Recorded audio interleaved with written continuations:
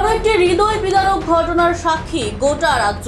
একই চিতায় দাদু এবং নাতিনের শেষকৃত্য সম্পন্ন হচ্ছে। গোটা ঘটনায় ভারাক্রান্ত জিবি থেকে শুরু করে মহা শ্মশান চত্বর। একেবারে এই ঘটনাটি ঘটেছে গতকাল রাতে। আজ দাদু নাতিনকে এক চিতায় শেষকৃত্য সম্পন্ন করা হয়েছে।